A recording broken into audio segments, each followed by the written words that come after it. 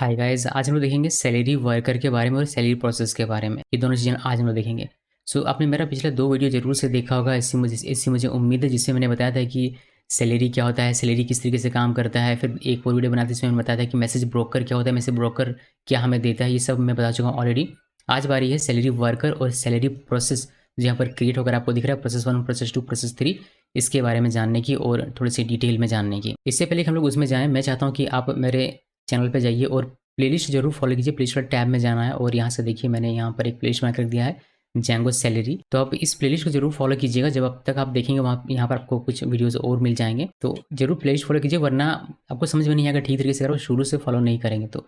और साथ ही साथ एक जरूरी काम जो कि है सब्सक्राइब करना। तो यहाँ पर मेरे चैनल को सब्सक्राइब जरूर कर लेना है, जिससे कि आपको अच्छे इसी तरीके की वीडियोस और मिलते रहे। तो इसको करते हैं क्लोज और बात करते हैं हम लोग सैलरी वर्कर के बारे में।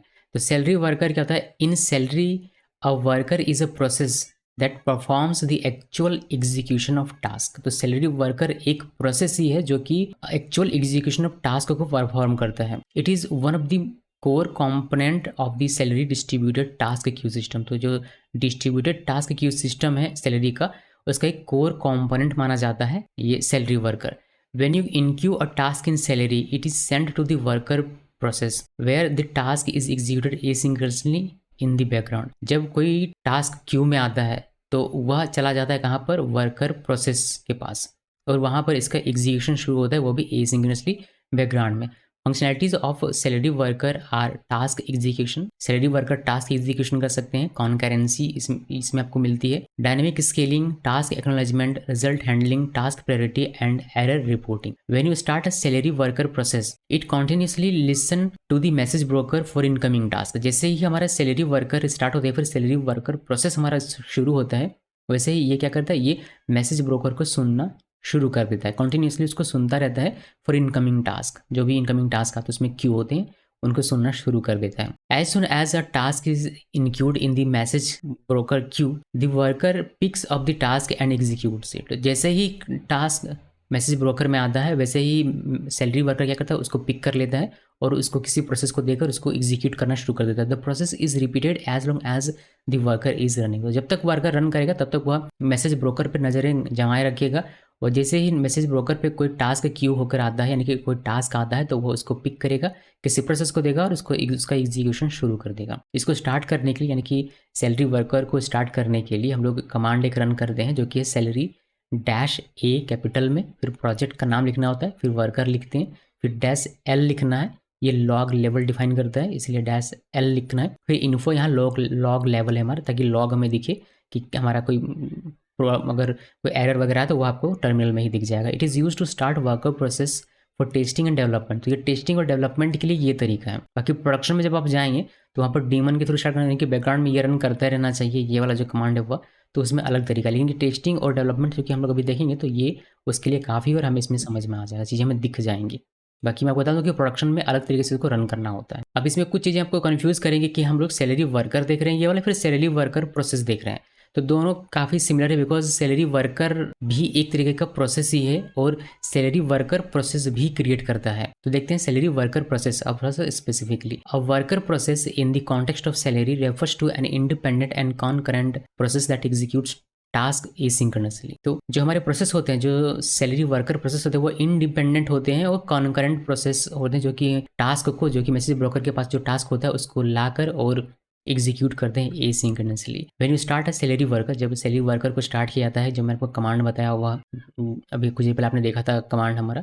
तो when you start a Celery worker, it creates one or more worker process to handle incoming task from the message broker. जैसे आपने सैलरी वर्कर स्टार्ट किया, वैसे ही आपका मल्टीपल वन या एक से अधिक वर्कर प्रोसेस भी स्टार्ट हो जाता है, बन जाता है, जो कि मैसेज ब्रोकर के टास्क को हैंडल करने के लिए तैयार रहता है, बैठा हुआ रहता है। Each worker process operates independently and can execute task concurrently with other worker process. तो हर एक वर्कर प्रोसेस जो होता है वो इंडिपेंडेंटली ऑपरेट होता है और ये टास्क को कॉन्करेंटली एग्जीक्यूट कर सकते हैं। यानी कि एक प्रोसेस पर अगर एक टास्क है तो उसका दूसरे वाले से कोई लेना देना नहीं है, वो इंडिपेंडेंट है एक दूसरे से और अपना एग्जीक्यूशन दोनों करते हैं। These worker process are responsible for processing the task that are include in the Celery message queue by the Celery client, मतलब हमारे एप्लीकेशन को जो कि प्रोवाइड करता है task, and the Celery beat scheduler. तो सैलरी बीट शेड्यूलर अब आपको पता नहीं है, हम लोग आगे देखेंगे। तो सैलरी बीट शेड्यूल जो क्यू में डालेगा टास्क, उसको भी ये प्रोसेस करता है वर्कर प्रोसेसर, और जो क्लाइंट यानी कि हमारा एप्लीकेशन जो देता है उसको भी ये प्रोसेस करता है। By carefully managing worker process and their concurrency you can optimise the performance and resource utilisation of your Celery application. तो अगर आप केयरफुली इसको यूज़ करेंगे और आपको पता होगा कि कितने वर्कर प्रोसेस मुझे चाहिए, कितना मैं यूटिलाइज कर सकता हूँ, और इसकी कंकरेंसी को बेहतर तरीके से मैनेज करेंगे, तो आप अपने एप्लीकेशन को बेहतर तरीके से ऑप्टिमाइज कर सकते हैं। थोड़ा सा और इसमें जानते हैं कि कैसे पता लगाएंगे कि कितना प्रोसेस मुझे रन करना चाहिए, कितना प्रोसेस या फिर कॉन्करेंसी कितना होना चाहिए, कैसे पता लगाएंगे वह देखिए। द नंबर ऑफ प्रोसेस और salary worker can have depends on the system resource and how you configure the worker. तो ये डिपेंड करता है कि आपका सिस्टम का रिसोर्स, मतलब आपका जो CPU है उस पर कितने कोर है, उस पर डिपेंड करता है कि कितना process, number of process salary worker पे स्टार्ट कर सकते हैं, या फिर कितना नंबर ऑफ कॉन्करेंसी अब वो हैंडल करेगा। It is usually recommended to set the concurrency level equal to or slightly lower than the number of CPU core. तो जितना भी आपका CPU कोर होगा, मान लीजिए कि 8 कोर का आपका CPU है, फिर 4 कोर का CPU है, तो 4 या 4 से कम, 8 है तो 8 या 8 से कम, ये रिकमेंडेड है। आपको इतना रखना है, कॉन्करेंसी आपको इतना ही डिफाइन करना है, फिर नंबर ऑफ प्रोसेस आपको इतना ही डिफाइन करना होता है। In some situation you might want to have more worker process than CPU code, especially when your task are primarily IO bound task. जैसे IO बाउंड टास्क को किसको कहते हैं, जैसे API कॉल हो गया, या फिर डिटेल्स को एक्सेस करना हो गया, फिर रीड राइट करते हैं फाइल पे, तो इसको IO बाउंड टास्क कहते हैं, ठीक है। तो इस तरीके के टास्क के लिए आप, हो सकता है कि आपको आवश्यकता पड़े कि CPU कोर से ज़्यादा आप अपना जो वर्कर प्रोसेसर है वो आप स्टार्ट करें या फिर उसको डिफाइन करें। It is also an area where you can utilize thread pool. यहाँ पर आप थ्रेड भी डिफाइन कर सकते हैं। मैं आपको बताऊंगा कि थ्रेड वगैरह कैसे बनाते हैं, इसमें कॉन्करेंसी कैसे सेट कर सकते हैं, कैसे नंबर ऑफ प्रोसेस आप लिख सकते हैं, वो धीरे धीरे खुलेगी तो आपको धीरे धीरे समझ में आएगा। In situations where your task are predominantly CPU bound task किसे कहते हैं, जो कि हेवी, जिसमें हेवी कंप्यूटेशन होता है, कॉम्प्लेक्स एल्गोरिदम होता है, जैसे मशीन लर्निंग का कोई आपको टास्क परफॉर्म करवाना, डेटा एनालिसिस करवाना हो बहुत हेवी सा,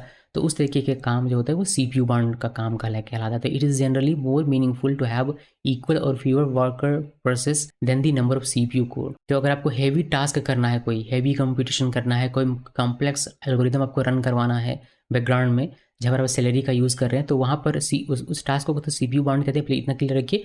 और इस तरीके के काम के लिए, फिर इस तरीके के टास्क को परफॉर्म करवाने के लिए ये रिकमेंडेड है कि आप अपना जो प्रोसेस है या फिर कॉन्करेंसी नंबर है या फिर नंबर ऑफ प्रोसेस है उसको CPU कोर के इक्वल या फिर उससे कम रखिए, बिकॉज उसमें समय लगने वाला है, और बहुत ज़्यादा अगर आप प्रोसेस शुरू कर देंगे तो थोड़ा सा परफॉर्मेंस उसमें आपका कॉम्प्रोमाइज़ हो सकता है। It is also an area where you can utilize multi process pool. तो ये मल्टी प्रोसेस पुल आप इसमें जो कि हमें मिल जाता है बाय डिफॉल्ट, उसको हम लोग यूज़ कर सकते हैं। वही देखिए ये लिखेंगे कैसे, तो सैलरी लिखना है, फिर -A लिखते हैं, प्रोजेक्ट का नाम वर्कर, -L इन्फो। यहाँ तक तो हमने देखा था कि ये सैलरी वर्कर को स्टार्ट करने के लिए, लेकिन सैलरी वर्कर को स्टार्ट करते वक्त आप चाहते हैं कि नंबर ऑफ प्रोसेस भी आप डिफाइन करें। वैसे तो ये डिफॉल्ट ले लेता है, मगर आप डिफाइन करना चाहते हैं तो आपको लिखना पड़ेगा -कॉन्करेंसी इक्वल 6 लिखा हुआ है मैंने।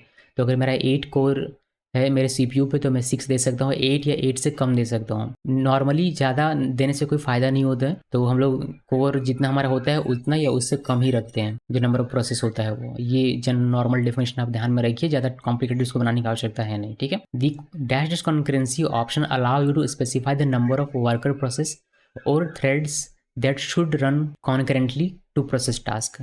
तो आपको पता चल गया कॉन्करेंसी, इस ये जो फ्लैग है हमारे, फिर ऑप्शन है, इस पर आप स्पेसिफाई कर सकते हैं कि वर्कर प्रोसेस कितना होना चाहिए, नंबर ऑफ वर्कर प्रोसेस कितना होना चाहिए, फिर थ्रेड का नंबर कितना होना चाहिए, जो कि कॉन्करेंटली रन करेंगे और जो मैसेज ब्लॉक के पास क्यू होकर टास्क आता है उसको प्रोसेस करें। It sets the level of concurrency for the Celery worker. If you use dash concurrency option without specifying a pool, dash pool भी हमें एक देखने को मिलेगा, आगे वो बताऊंगा कि पुल क्या होता है, लेकिन अभी के लिए देख लीजिए कि अगर आप कॉन्करेंसी ऑप्शन यूज़ करते हैं बिना पुल स्पेसिफाई किए हुए, तो उस केस में Celery will use the default prefork pool. तो प्री फॉर्क पुल, अब प्री फॉर्क पुल क्या होता है ये मैं पुल जब आपको बताऊंगा तब मैं आपको बताऊंगा कि प्री फॉर्क पुल क्या होता है और किस किस तरीके के पुल होते हैं, तो आपको पुल में पता चलेगा।